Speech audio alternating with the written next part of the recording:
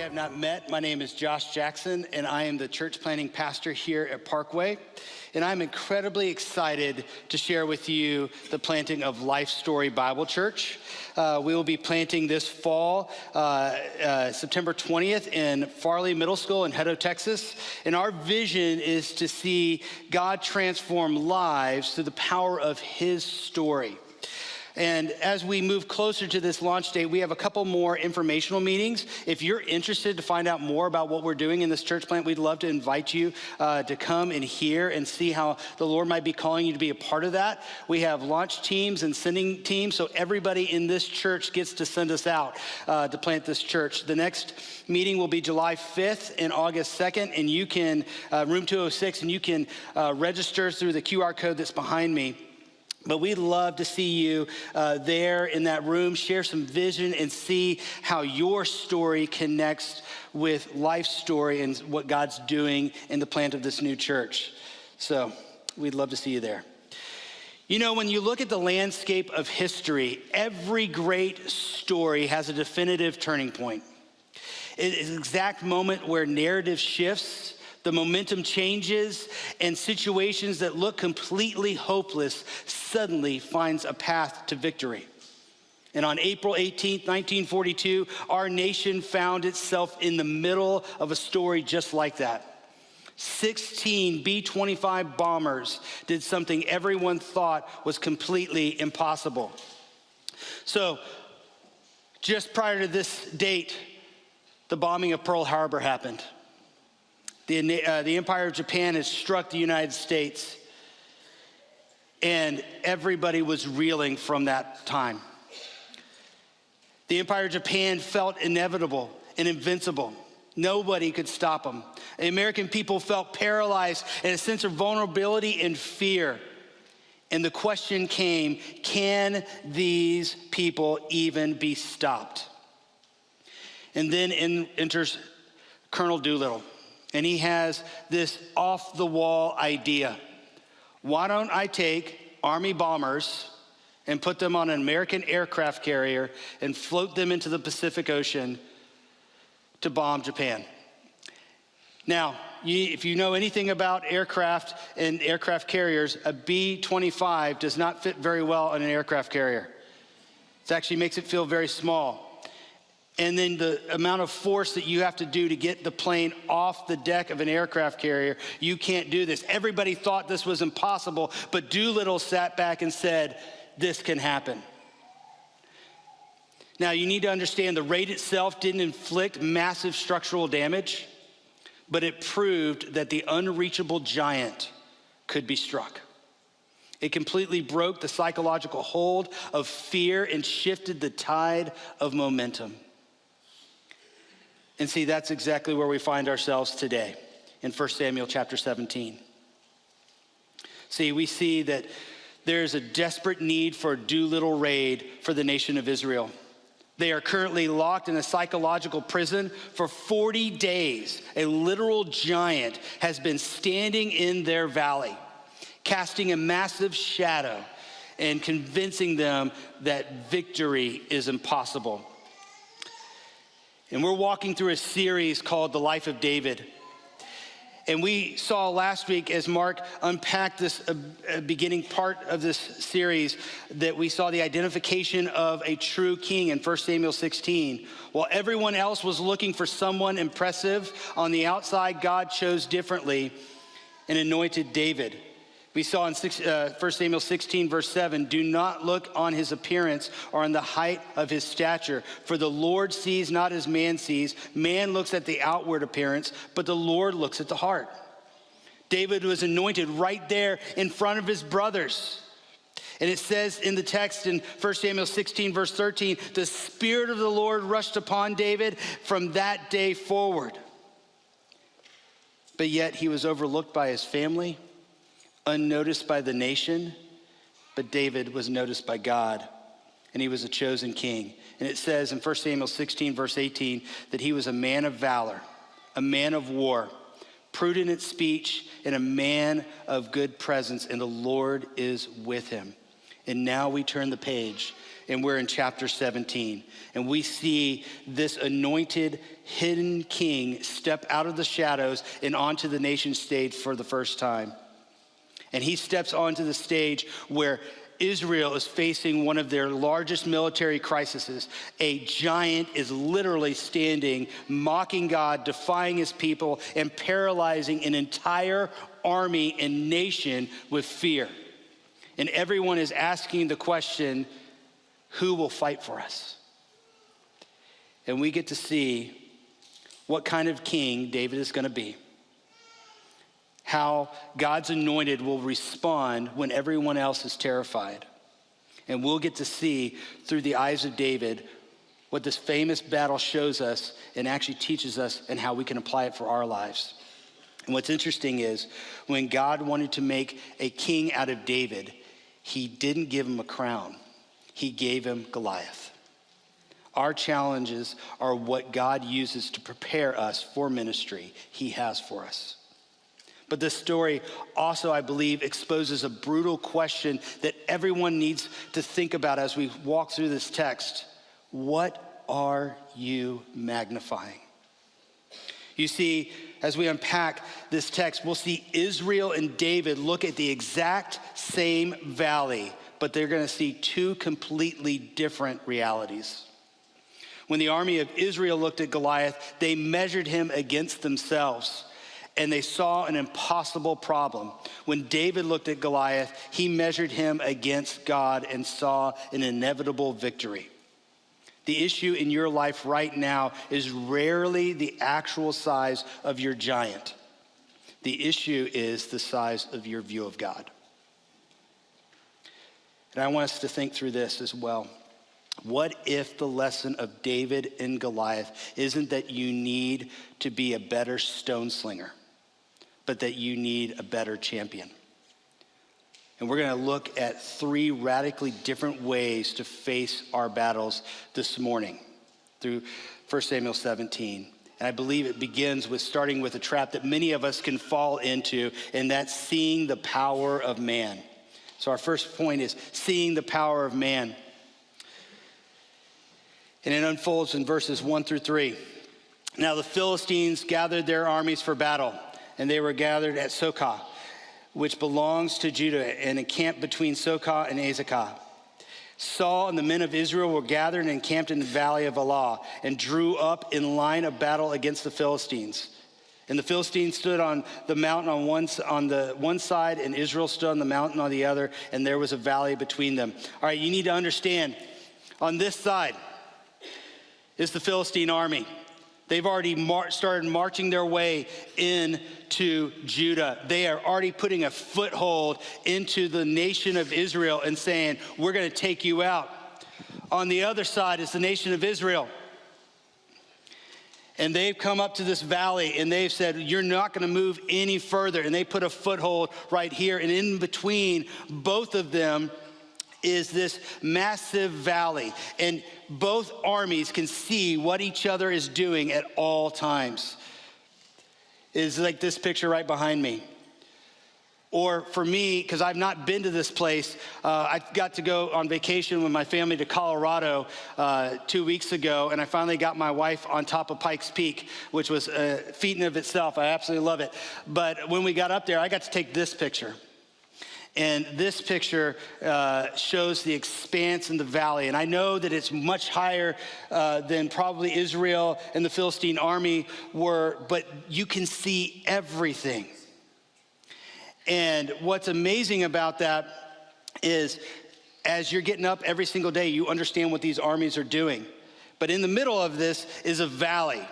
And neither one of the armies wanted to come down from this valley, because what happens if you come down? In warfare, you understand that you always want the high ground. If you come down, you're potentially going to be slaughtered. And so neither one of these armies wants to come down. And maybe you're not convinced with modern warfare, but I believe everybody does understand this idea of not giving up the high ground, because most of us have probably watched episode 3 of Star Wars, when Obi-Wan Kenobi sits back and does this amazing flip off of this little platform onto this big, huge dirt mound. And he says, Anakin, you've lost it. I've got the high ground. Stay right where you are. And then Anakin does this weird flippy thing over him, which I'm not going to show you right now. I'll break my back. But anyways, he flies over him, and Obi-Wan Kenobi uses his lightsaber, and then we have the birth of Darth Vader. But nobody wants to give up the high ground. But they're seeing everything that's going on. And what's interesting about that is what they're seeing and how they're seeing, because how they should be seeing the Philistines over here, Israel should be looking at them through the lens of faith and through the focus, the promise of God. Because in Genesis chapter 12, verses 1-3, it says this, God's promise to Abram, go from your country and your kindred and your father's house to the land that I will show you. I will make you a great nation. I will bless you and make your name great so that you will be a blessing. I will bless those who bless you, and on him who dishonors you, I will curse, and in you all the families of the earth shall be blessed. See, Israel should be looking at the Philistine army going, they're massive, but we have a God that's bigger than them, and we can take them out. But yet, they chose not to do that. They start to panic. Why? Because they stopped looking through the eyes of faith and they started looking strictly through the lens of human power. And then out walks the terror. Verses 4-7. And there came out from the camp of the Philistines a champion named Goliath of Gath, whose height was 6 cubits and a span. He had a helmet of bronze on his head, and he was armed with a coat of mail, and the weight of the coat was 5,000 shekels of bronze, and he had bronze armor on his legs and a javelin of bronze slung between his shoulders. The shaft of his spear was like a weaver's beam. His spearhead weighed 600 shekels of iron, and his shield bearer went before him. So out walks from the Philistine camp their champion, Goliath. And he ain't kicking it with Birkenstocks and a t-shirt and shorts. He's coming for battle. And he's also not a small dude. If you see the text, it says that he was 6 cubits and a span. Well, the commentators have struggled with this. Is he 7 feet? Is he 9 feet? We don't know, but he's somewhere between that. And I want to show you this picture because I want to give you guys reference to what that might look like. So the tallest man in modern history, his name is Robert Wadlow, and he was 8 feet 11 inches. And if you notice, there's a person 5 feet 11 and a half inches standing next to him. The modern average ancient man was 5'9". That would be my height. Goliath was nearly 1.5 times taller than anyone facing him. This was the perspective that Israel saw. And notice what the text does right here. It slows down. It doesn't just talk about Goliath and his stature, but it slows down and it talks about his might, his armor that he comes with. It's such amazing detail. It has a helmet of bronze, a coat of mail weighing 125 pounds, bronze leg armor, bronze javelin, a 15-pound spearhead, a shield bearer walking in front of him. So not only does he have all this amazing modern technology, he's got a dude walking in front of him carrying his shield, saying, you guys can't beat this dude. And everybody's eyes are fixed on the power of man versus the power of God. And they go, we can't do this. And the Bible gives us such a big picture that it would be like this. If you stepped into modern warfare today with all the tanks and the weapons and you come out with a super soaker, that's what it would be like. That's what the nation of Israel was feeling. But here's the thing. Size doesn't matter to God. God's forces can't be thwarted. Remember, we're going to keep coming back to this. 1 Samuel 16. When Samuel came to Jesse and he said, hey, let me see all of your sons because one of them's going to get anointed. He looks at Eliab and he says, surely this is God's anointed. He is good in stature, tall, everything. And God rejects him. because he says, do not look on his appearance or on his height of his stature, because I have rejected, for the Lord sees not as man sees. Man looks at the outward appearance, but the Lord looks at the heart. And so the nation of Israel shouldn't have been looking at the Philistines and Goliath with these eyes of, we're going to get destroyed. They should have been going, we can take him out. We're God's anointed. But the problem is they had a failed king and a hiding leader. See, every single day for 40 days, Goliath comes out and shouts, am I not a Philistine? And are you not servants of Saul? In verses 8 through 11, he comes out and he's asking for a champion. He says, I defy the ranks of Israel this day. Give me a man that we may fight together. And notice what Saul and the whole army does. When Saul and all who heard these words of the Philistine, they were dismayed and greatly afraid. Saul first, and then the nation of Israel. And here's what Goliath's doing.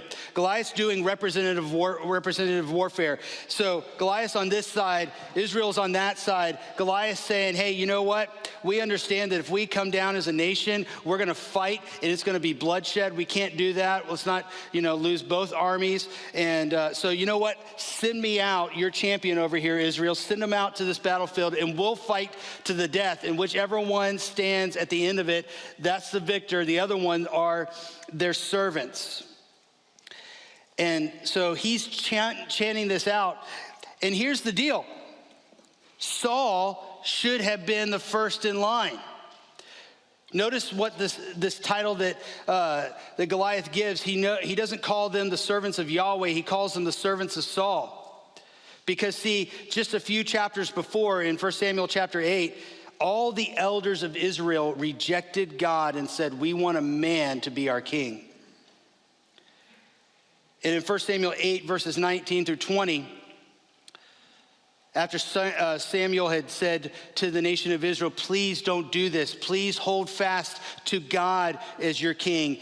They still said no. They refused. And they said this, but there shall be a king over us, that we also may be like all the nations, and that our king may judge us, and check this, and go out before us and fight our battles.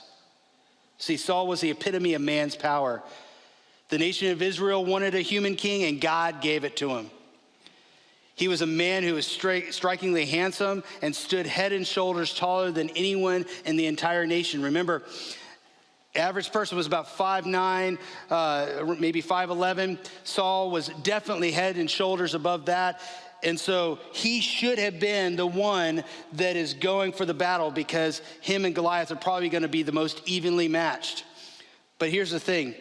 When human power faces bigger human power, oftentimes it completely falls apart. And that's what happened to Saul. See, it was his job to step into the valley as Israel's champion. Instead, he and his army tremble in fear. And it opened the door for Israel to tremble in fear as a whole nation. It reminds me of this quote from J.C. Riley. It says, if friends will not walk in the narrow way with us, we must not walk in the broad way to please them. Health is not infectious, but disease is. And the disease that was rampant through the tents in the army of Israel was this disease of we cannot win. Our faith is not on the eyes of God. Our faith is in the power of man, and we can't do this. And where we find ourselves is this. Goliath is an opposing, defiant foe on one side. Israel is on the other side, terrified. Their leader is shattered, hiding in his tent. And the question is, who is going to respond? And see, this is the same thing we can have in our own lives. When you look at the giants in your life today, whose tape measure are you using? Are you measuring the obstacles against your own bank account, your own resume, your own emotional bandwidth, and your own strength? if your primary strategy in life is relying on the power of man, how long are you going to stay paralyzed inside your tent before you finally realize that human power can never save you? And see, Israel spent 40 days paralyzed in their tents, relying on human strength, looking across the mountain and seeing this Goliath. But what's interesting is everything changes day 41 when this teenage shepherd arrives with a different tape measure, trading the fragile power of man for the transformative power of faith. And that's our second point, transformed by the power of faith. See, while the armies are cowering, Goliath is taunting, we get to see David entered. In 1 Samuel 17, verses 12 through 18. Now David was the son of an Ephraimite of Bethlehem in Judah named Jesse, who had 8 sons. In the day of Saul, the man was already old and advanced in years. The 3 eldest sons of Jesse had followed Saul into battle. But David went back and forth from Saul to feed his father's sheep at Bethlehem. For 40 days, the Philistine came forward and took stand morning and evening. And Jesse said to David, to his son, take for your brothers ephah of parched grain and these 10 loaves and carry them quickly to the camp to your brothers. And also take 10 cheeses to the commander of their thousands. See if your brothers are well and bring some token from them. So we see David enter the scene as an unlikely delivery boy. So here's the situation. Jesse's oldest sons have gone off to battle. David is going back and forth. And now verse 15 talks about this back and forth movement. But there's a reason why he's going back and forth, because he's in the court of Saul. He's playing his harp, we saw in chapter 16, but yet he's going back and forth in this battle. The reason for that is he's still a teenager. He's not hit the age yet of 20. And so he's serving Saul when he can, but he's also serving his dad because the 3 older brothers are of age and they're battling the Philistine army. And so David's taking care of his dad, his sheep, and all of these things, but he's going back and forth. And every single day as the army is out there, it says in verse 16 that Goliath came out and taunted the Israelites. 40 days. He thundered over them at their breakfast and dinner time. It reminded me of a TV show late 90s, early 2000s. Some of you may watch this, been revamped. I'm not entirely sure I would condone the new revamping of it, but it's Fear Factor. So when you watch the show Fear Factor, you typically had 6 contestants that would battle each other. And out of those 6, you would always have that one person, that one that you did not like. Because the very first obstacle, they sat back and they said, I can do it better. That person's never going to make it. I've got it all figured out. And they start going and going, and they keep taunting and taunting. By the second fear, you're just like, please, please, please take them out. By the third fear, you're on your knees watching the TV show going, anybody but that person. I'll actually pay money to see anybody beat them. But they don't. Oftentimes they win. It's really funny. And this is what's going on with Goliath. He's taunting every single day. It's like this fear factor. Please take him out. And yet he's not. He's still there. And this is how David arrives. And notice he doesn't arrive as a warrior. I said he was a courier. Did you catch what he did? He brought bread and cheese. He was the modern day Uber Eats, people. He's coming to bring his brothers some bread and his commanders some cheese. And he's left the quietness of his sheep and the quietness of his home to step directly into God's purpose for his life. And he's about to share with us a different perspective than the nation of Israel was even thinking about. 23 through 27 says this, and he, David, talked with them, his brothers and the warriors of Israel. Behold, the champion, the Philistine of Gath, Goliath by name, came out of the ranks of the Philistines and spoke the same words as before. So here Goliath comes out and he's taunting again. And notice what it says after this. And it says, and David heard him. He didn't just hear his brothers and hear stories. He heard Goliath. And then he saw all the men of Israel, when they saw the man, fled from him and were much afraid. And what's interesting, if you read the rest of that text, is that David asks two questions. He sees Goliath. He hears him, and he sees his brothers and all the nation of Israel flee into their tents. And he goes, hey guys, I got two questions for you. First and foremost, what is the reward for killing this guy? And what's interesting is it's a massive reward. They share with David royalties, riches, and my favorite of all time is a lifetime tax exemption. I mean, come on, we want that, right? But here's the deal. This reward is massive in our minds and our thought process. But no soldier had stepped into the gap to fight Goliath. Why? Because wealth is useless if you're dead. And that's what their eyes were focused on. They were focused not on faith, but on the power of man. But I think the more important question that was asked here is this: who is this uncircumcised Philistine that he should defy the armies of the living God? See, David wasn't focused on his size. He wasn't focused on the army. He wasn't focused on the armor. He wasn't even focused on the words so much that Goliath was saying, taunting day after day. He was focused that Goliath was taunting and defying the living God. And he says, hey guys, we need to get our eyes and our minds off the height of this guy and see the power of our God. He's defying him, and God's going to take him out.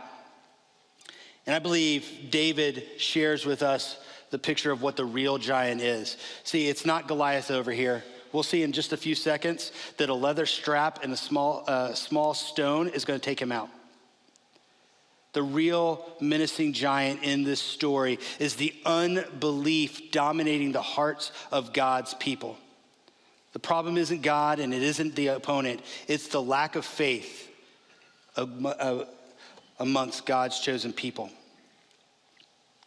To help me think about this, I remember Paul David Tripp's quote. It says, God doesn't call you because you're able. He calls you because he's able. We are a collection of weakness held by cords of grace.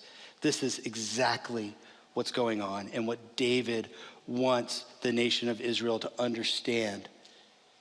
That, look, he's defying our God and he's about to get taken out. It's not about you. It's about God and him fighting our battles for us. Well, what happens after that, and again, we're having to jump through so much of this text to get all of 17 in here, but in verses 28 through 37, we see two areas of David facing cynicism. First and foremost was from his brothers, specifically his brother Eliab, who mocks and scoffs him. This is the same brother that just saw him anointed as the future king. He should have sat back and said, David, you know what? You're right. I'm ready to go charge. Let's go do this thing. I don't know how we're going to do it. You're Uber Eats. I'm a warrior, but you're saying we can go do this. Let's go do it. Yet he mocks him. But David doesn't sit back and start battling with his brother like sometimes we do in our families when our brothers or sisters come at us. We start going back and forth. He doesn't sit back and do that. He hears and he focuses his attention back to the real battle, which is Goliath. And he starts talking to the army of Israel and continues to ask these questions. And then verses 31 through 33 of 1 Samuel 17, it says, when the words that David spoke were heard, they repeated them before Saul, and he sent for him. And David said to Saul, let no man's heart fail because of him. Your servant will go and fight with the Philistine. And Saul said to David, you are not able to go against the Philistine to fight with him, for you are but a youth, and he has been a man of war from his youth. So here we go. David's been talking. The armies of Israel are, man, there's actually somebody who's going to take this guy on. We think he's going to do this. And as they're doing this, this word gets back to Saul. And Saul says, man, bring me this guy. I'm ready to see him. He's ready to go up against Goliath. Man, I don't know how this is all going to work out, but please bring him to me. And as David comes in, he's got his Uber Eats shirt on, his Uber Eats hat on. He's coming in, and he's a teenager. And Saul sits back and says, you can't do this. You're but a youth. How do you think you can ever take out this Goliath? It would be like this. If your favorite team, and hopefully we're all watching the World Cup right now, it's really, really good. A lot of soccer going on, awesome. It'd be like if you went down to your favorite World Cup team and you saw them play the first half. And at the end of the half, you sit back and you go, you know what, they're not playing that well. I could actually do better. And you walk down, find your way down to the coach, and you say, put me in. I've got this. I've been serving hot dogs up and down this place for a while, but man, I can stick it to them. Put me in. What do you think the coach is gonna do? No. Who are you? You're selling hot dogs. You haven't gone through our 2-a-days. You haven't gone through our practices. You haven't watched the video. You haven't done the work that it takes to get in and through and play well. This is exactly what Saul is telling David. He's like, no, you can't do this. But notice David's faith. He doesn't focus in on Saul's word. He focuses much more on the track record of God in his life. And he says this in verse 34 through 37. But David says to Saul, your servant used to keep sheep for his father. And when there came a lion or a bear and took a lamb from the flock, I went after him and struck him and delivered it out of his mouth. And if he arose against me, I caught him by his beard and struck him and killed him. Your servant has struck down both lions and bears, and this uncircumcised Philistine shall be like one of them, for he has defied the armies of the living God. And David said, the Lord who delivered me from the paw of the lion and from the paw of the bear will deliver me from the hand of the Philistine. And this is what Saul says. He says, go, and the Lord be with you. See, David wasn't looking at the size of the situation. He was looking at the track record of God. Now, I just want to pause for a moment. How many of y'all have fought a lion or a bear? Not many. We got to see a bear in Colorado last year, and it was about double my size. I'm not going to go tangle this thing. But David went faithfully to go save one of his sheep. Not only did he take on the bear, but he ran the bear or the lion down. That's a strong, formidable dude. And he takes the lamb out of the mouth and takes care of the lion. If the lion or the bear turned its face on him, guess what? He grabbed it by the beard and killed it. I don't know who else is going to grab a bear or a lion by the beard. I'm not going to do that, but this is a strong dude. And because of that, he's able to say this, the Lord who delivered me from the paw of the lion and from the paw of the bear will deliver me from the hands of this Philistine. He knew who was going to win this fight. I love how Chuck Swindoll says this, without hardship, we won't cultivate perseverance that honors God. Keep going, don't quit. So what we see as future King David enters the scene, we see his response and his movement. His first words are recorded to the nation of Israel, and it's recorded saying, "This isn't right. We can take him on. What are you doing?" He's defying the armies of the living God by what he's saying. We can do this. We see the heart of a true shepherd and a true king because he stands up against lions and bears in defense for his sheep. And we see the confidence that David has in the present because of God's faithfulness in the past. J.I. Packer says it this way: "Your faith will not fail you while God sustains it. You are not strong enough to fall away while God is resolved to hold you." And that's what David was thinking through. And for us, when a new giant shows up, do we face our current limitations, or do we look back at God's provision, proven track record? If you allow cynicism and the voices to erase your holy remembrance, you will always let what giant is doing blind you to what God has already done. And like Israel, we can stand helpless against the giant. For Israel, it's a literal giant. But for us, for you and for me today, the giant is sin, shame, and death. But we don't need to become better stone slingers. We need a better proxy, somebody who's going to step into the gap, into the valley, and fight for us, leading us out of our own weakness so we can finally walk in the power of God.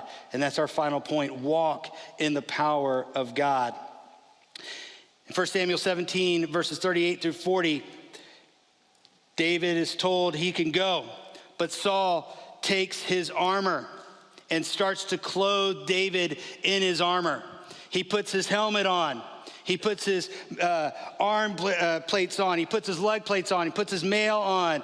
He is a male, but he's putting a mail on. All right, so he's got all this getting on. Now, you need to remember, people, that Saul was head and shoulders above everybody else, right?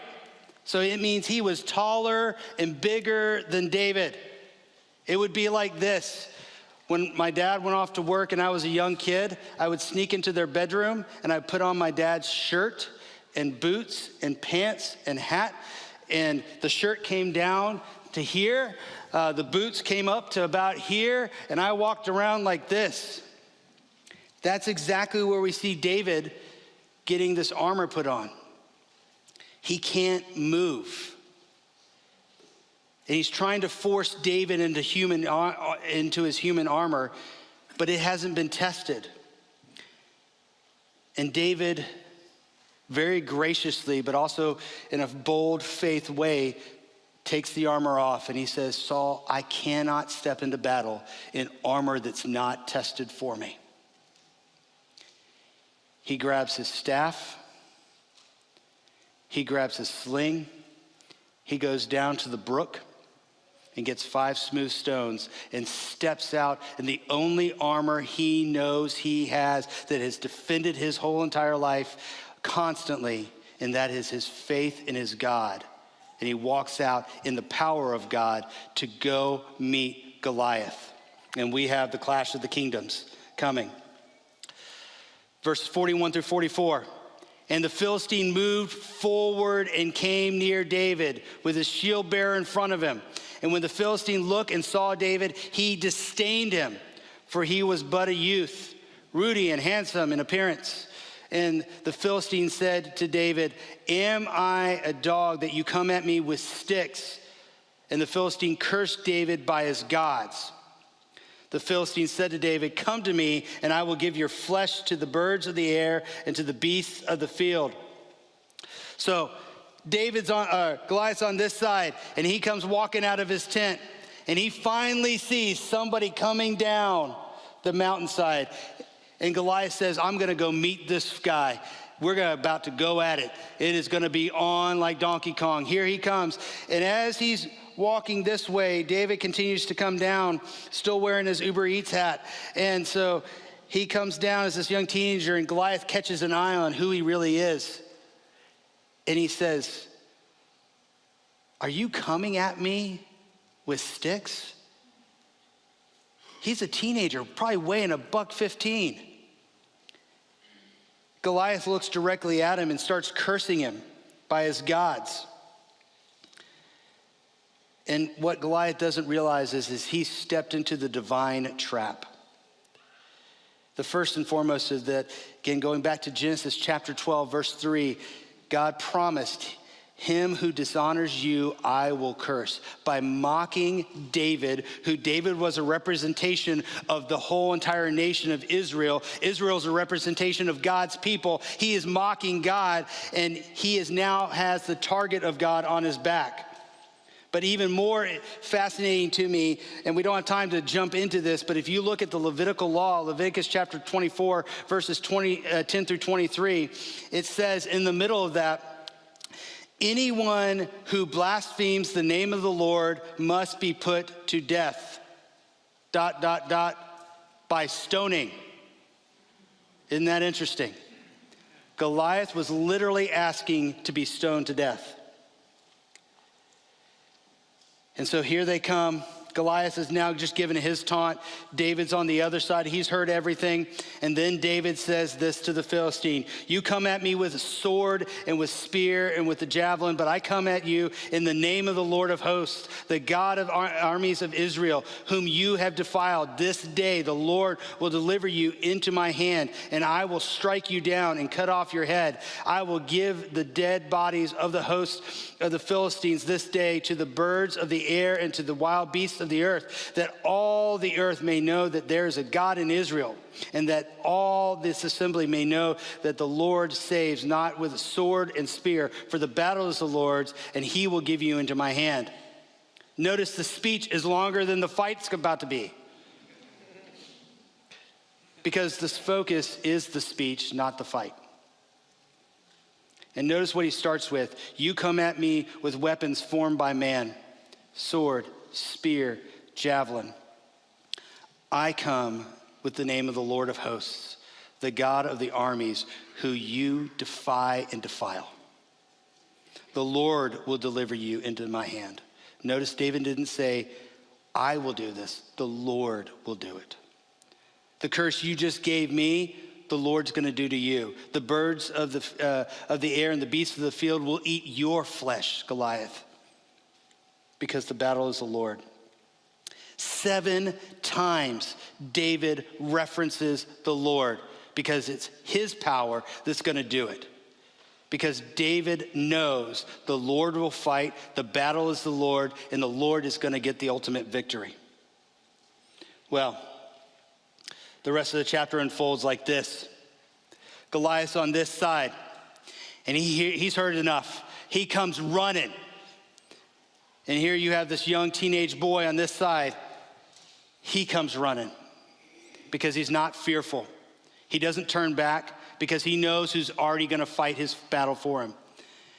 And as he comes running, he stops. He grabs a stone out of his pouch, puts it in a sling, whips it around, slings it at Goliath, and hits Goliath and sunk the stone into his head.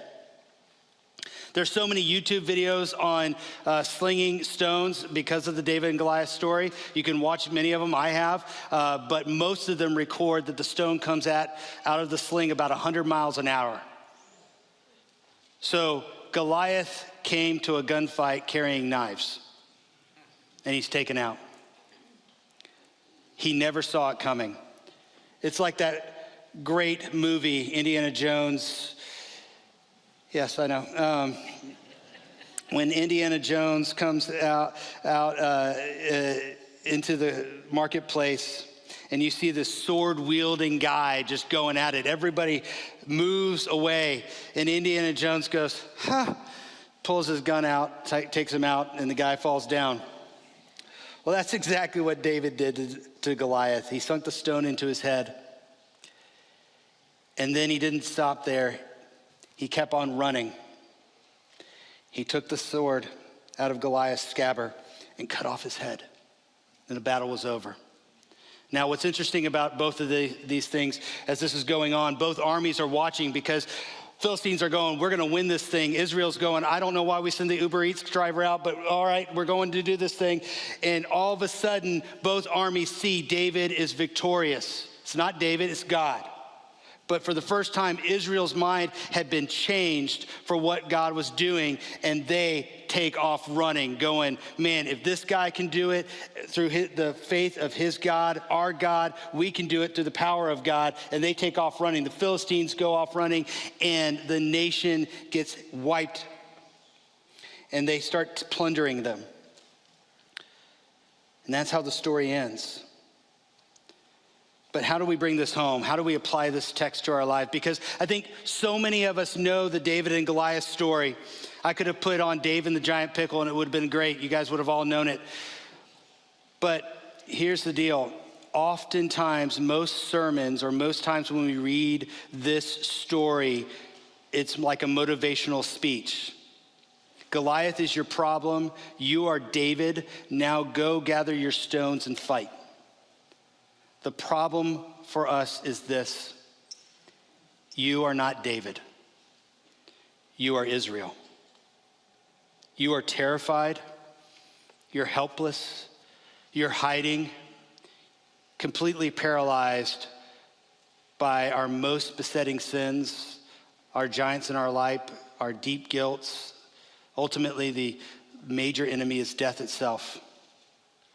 And through this story, and through the grander story of the Word of God, God didn't send us a pump-up speech telling us to believe in ourselves. He sent us a substitute.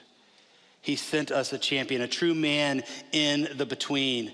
And David is a shadow of what is revealed through Jesus. In the story of David, we see a young boy coming out of obscure Bethlehem. In the New Testament, we see the Savior born in an obscure manger in Bethlehem. In the Old Testament, we see a weak, simple, with no military honor. In the New Testament, we see no stately form of majesty. He appears weak on the cross. In the Old Testament, David is mocked by his brothers and doubted by the king. In the New Testament, Jesus is despised, rejected, and mocked by the very world he came to save. In the Old Testament, David used the giant's own sword to cut off his head. Through Jesus, he used death, the cross, to smash the power of death entirely. I want us to pause right here and just take a moment. If you've never placed your faith and trust in Jesus Christ, I urge you, stop running in your own strength. Romans 10:9-13 promises that if you confess with your mouth and believe in your heart, you will be saved. It is a promise statement. You don't have to fight the giants of sin and death alone. Jesus longs to step in the gap for you. Be that man of the in-between for you and your champion, winning the battle that you could never win. For those who have placed their faith and trust in Jesus already, we constantly need to remind ourselves of this truth. The battle has already been won. Stop staring at the giant in front of you. Stop being paralyzed on this mountainside looking over here and trusting in man's power. Fix your eyes on your King. Walk forward in confidence that he has secured your future. And how do we do that? Well, like Saul and Israel hid in their tents because they were measuring the giant against their own limited human resources, and David knew that human armor could never win a spiritual battle. We need to face an overwhelming situation and refuse to rely on worldly manipulation or on our own strength. We need to remember that human power cannot achieve what only God can do, and we need to trust by faith in the power of God. We need to walk by faith. David stood firm against the giant while the cynical voices were going on around him, because he chose to actively remember God's past faithfulness with the lion and the bear. We need to choose to filter our terrifying obstacles through the lens of God's proven track record, rather than filtering God through the size of our problems and walking in the power of faith in our God. And finally, we need to live in the power. The moment David struck down the giant, his victory was instantly credited to the helpless army, empowering them to charge out of their tents and plunder the enemy's camp. In the exact same way, because Jesus has already won the ultimate victory for you and for me over sin and death, you don't have to fight for victory tomorrow. You get to live in the power of God and boldly advance from victory that he has already won. Ben Stewart says this: the greatest fighters are those who know they've been fought for.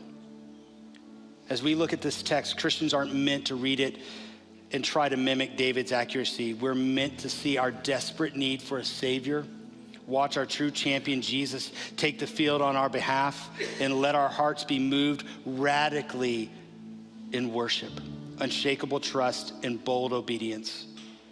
So let that be our prayer this week as we step into the battle that he has already won. Will you pray with me, please?